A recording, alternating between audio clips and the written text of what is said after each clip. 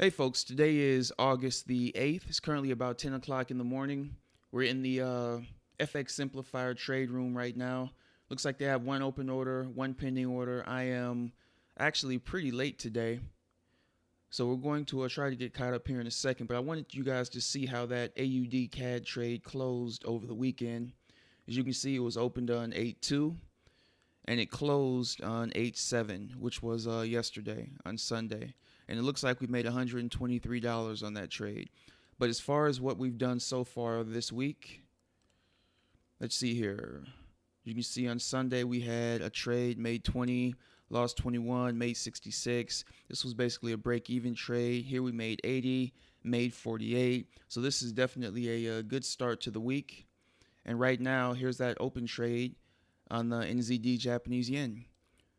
So yep, let's go ahead and jump in the room, turn the sound on, and see what's going on right now.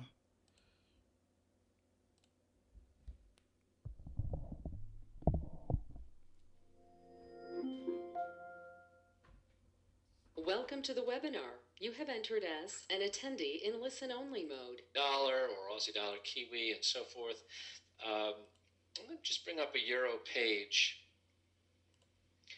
and take a look. And you can see, I made this comment, if you exclude the Euro Yen from this, which you can see right here where my red cursor is, up 0.64%.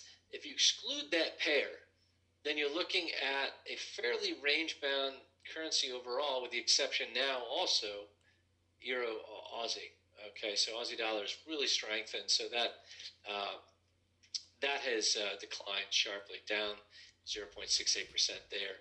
So you've seen a little bit more movement now, but it's flat against the U.S. dollar, at least at last check. Euro NZD is flat as well. Euro pound is essentially flat. Euro Swissy up marginally at 0.16%. Euro CAD down about the earliest level at which I call a move, any kind of move at all, which is 0.3% up or down. So Euro CAD down 0.3%. Nothing dramatic except for against the very weak yen, and now weak against the increasingly strong Aussie, increasingly strong throughout the morning.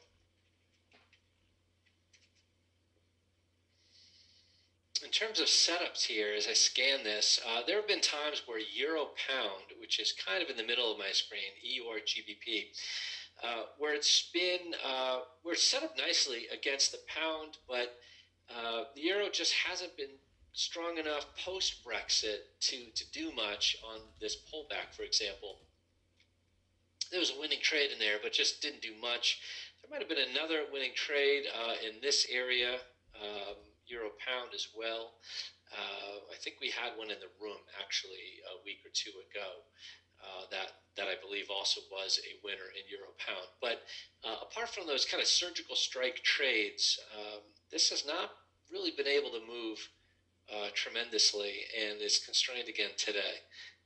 So Euro has just not been strong enough starting in July, and the pound really has been just crushed, but kind of chopping sideways, as we've talked about already. Just hasn't been enough to get that Euro Pound going to any kind of new high. And other setups here, not really seeing. Euro NZD is somewhat interesting, but cannot get out of its way here. There's a lot of choppiness on the daily chart of Euro NZD for the last week or so.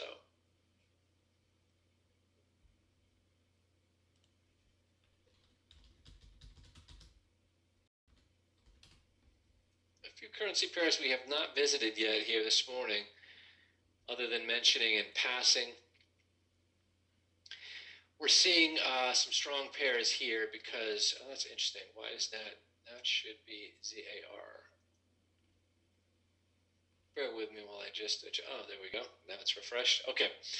So we see a lot of strength on this page, mostly because 4 out of the 5 currency pairs on this workspace are based against the yen. So I'll start from the second, CAD JPY, up 1%.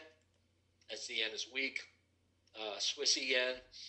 Swissy's kind of generally weak against some other currencies, and yet strong against the yen, up over 0.5%. Singapore dollar yen, African rand yen, really screaming against the yen, even through its declining 200-day moving average here.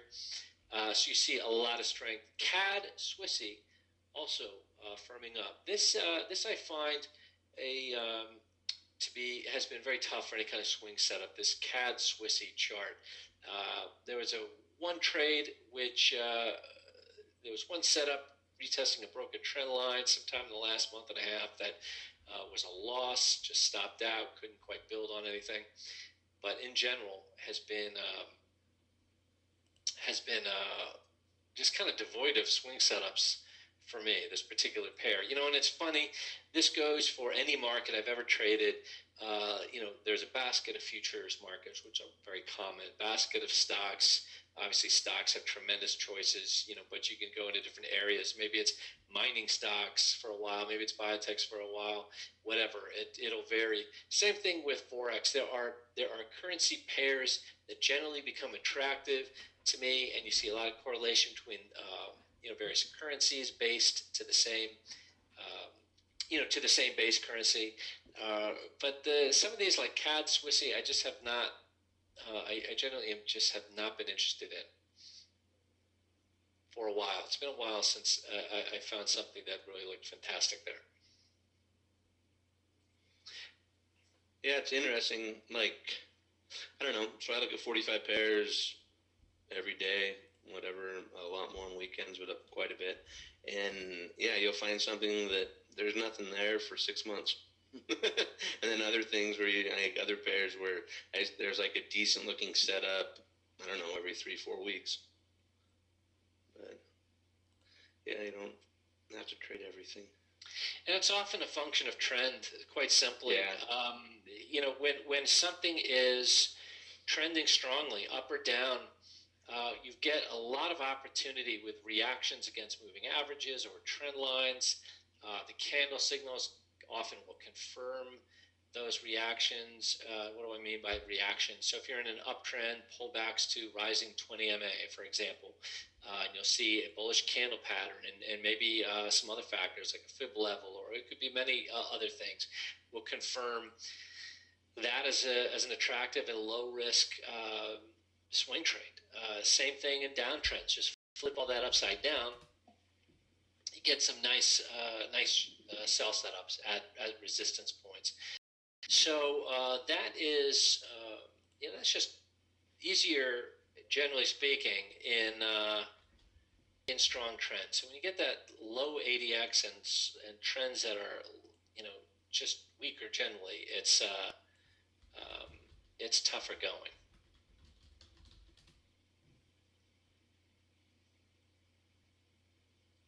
Okay, and I'm issuing an exit for NZ Day JPY.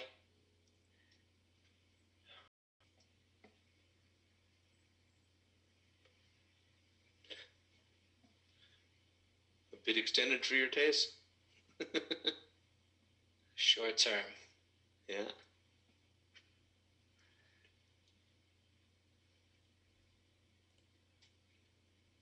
Okay, so that popped to a new high, folks. That's right on screen. Okay, I issued the exit in the chat, but made a new high, and it's getting close to that declining 200 on the hour, although that is still higher, as mentioned. That would be a good intraday move.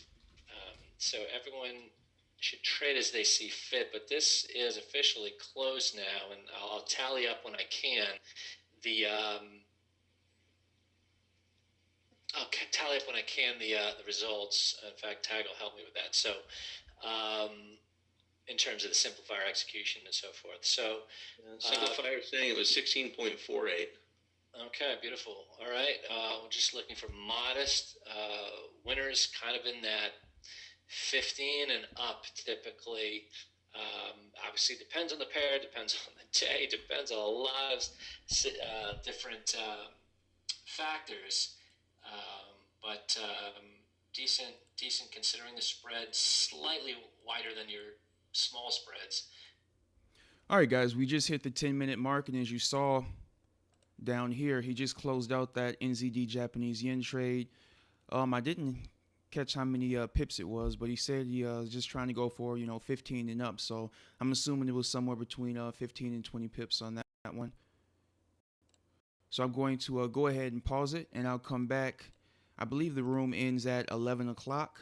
So we still have about 44 minutes here to see what happens in it. I'll be back with you guys momentarily. All right, guys, the time is now 10:53. They haven't entered any new trades here, as you guys can see, and they should be getting ready to wrap it up. They do have a pending order on the USD CAD, but it looks like they canceled that trade idea. So let's go ahead and jump in, and for the last 5 minutes or so, we'll see what happens.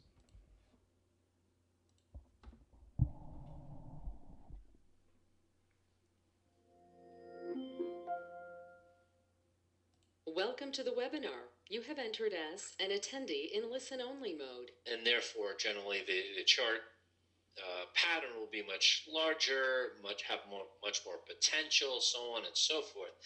Then, okay, one could consider that kind of larger spread. But yeah, I'm right with Tag with those big hurdles just for an intraday trade, which is more like a sprint than a marathon. Why add hurdles to your sprint? It's tough. USD CAD is a canceled trade idea, which is funny because it is perking up right now. It's certainly not at entry. It's 15 pips or so away from that original stated buy stop trigger price. But really the point of this room, there are many points of this room, but certainly in terms of trading, it's intraday trades. That is what we're concentrated on here. And in terms of this specific idea, has a lot of potential, but it's not flirting with entry here, and we don't want to issue this in the room when we're not even going to be together to manage it. So it is a canceled trade idea. I've reflected that over here on the left-hand sidebar, and certainly we will we'll be watching that pair closely because it's certainly one of interest. But we're closed gain in NZD JPY, canceled idea in USD CAD, and that's what we've done today. We've gone over our swing ideas over here in the last few minutes. I asked Tag about some other less traveled pairs. I was just going to punch up. I did not look at the lira this weekend. Obviously, a lot going on in Turkey, but this chart has been very interesting on the daily to me. But typical spread here, I'm not even sure if this is available in Forex.com's list. Curious to check, and it is, 11.5 typical spread for this pair. So one would have to absolutely love the idea and be willing to accept the volatility and the volatility of the of the situation as well to be trading that. So certainly not one that we trade in here, but we do more than just our intraday trades here, especially when time allows, like at the end of the session here.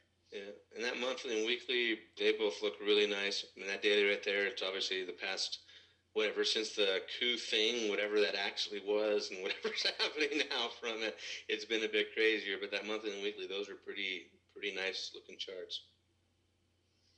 Very nice. Yeah, and of course with you see it on MT4. I know at least with Forex.com they have it labeled the swap rate, which is essentially the interest rate. It's so any interest rate is always quoted as annualized rate, but they break it down every night. And so in this case, so we have a carry, right? So if you go buy US dollar short the Turkish lira, then you're paying, what is it right now? I'm not sure what it is on Forex, but you're basically paying about 8%. And so if you're hoping to hold it for 6 months, 3 months, if you look at that monthly chart, weekly chart even, you could be like, hey, if this breaks, this could be a nice long trade. Yeah, but the carry is pretty steep. We showed a chart a few weeks ago showing the difference between cash only and cash plus interest with a carry, and that chart looks quite a bit different. But on the price basis, those are beautiful charts. Agreed. Yep. It's a great point. Really, really important point going to mention, that cost of carry. We've got just a couple minutes left, folks. If you have any questions, please send them in. Remember that Wednesday, actually 9:30 p.m. Eastern Time tonight, I believe I have the time correct, China CPI and PPI, those will most likely move some markets. Wednesday, midnight, meaning the very beginning of Wednesday, some more China data, and Wednesday, 5 p.m. Eastern, I believe that time is correct, Bank of New Zealand rate decision. So those are really important data points. We'll be together Wednesday morning again here for the NY Pip Room starting 8 Eastern. And we'll keep plugging away. Certainly, you have some good swing ideas, hopefully, to consider for those who do some swing trading. Of course, one or two of those might it's hard to say, might become swing alerts here. We really hope to see you at the conference. We'll try to remind you of that on Wednesday again. And conference is, I think, just 2 days, Friday, Saturday. I'm sure some are getting there early and staying late, but that should be a really, really great time. Like I said earlier, it was a little over a year ago, but the first one was electric. I loved it. This one should be even better. Yep. One last thing on the spreads. By the way, we're talking about some things have different spreads. So if you find there's some pairs that always have a spread you don't like, the brokerage you're using, look around and see what other brokerages have. Because, for instance, I know US dollar ruble, you can find way better spreads. But then on some things, like whatever, euro US dollar, good luck finding a better spread. So it just depends. Every broker has different, slightly different average spreads and everything. And so if you're looking for something, you might be able to find something that's tradable. Because, 1,000 pip spread, why even bother? But if it got down to 30, if you see you're amazing, set up on the daily and weekly, maybe you do it. Not on the hourly. that's really, really steep. But so there's some ways around some of these things, not a way around other parts. So that's my last idea there before I forget it. A good one, a very good one.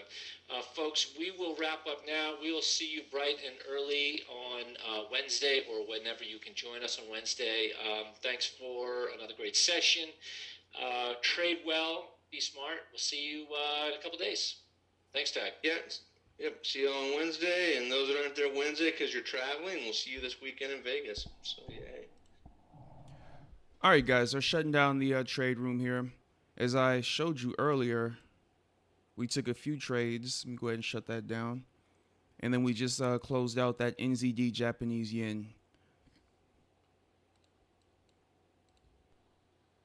Also, going forward for the rest of the week, make sure you visit EmpireAmbition.com. That way you can actually see on a daily basis what trades are taken. Let me try to pull this up really quick here.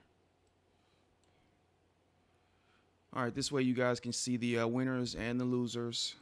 Just come to EmpireAmbition.com, click on that link right there. And if you scroll down, you'll see our charts right here. Just click on that. And it'll take you to my MyFX book account. And you'll be able to see exactly what trades were taken and where we stand as far as percentage-wise. Here's history right here. And these are the trades that we've taken so far this week. All right, so that's going to be it here. If you guys have any questions, definitely send them my way. If you want to get more information on the FX Simplifier, make sure you click the link below this video.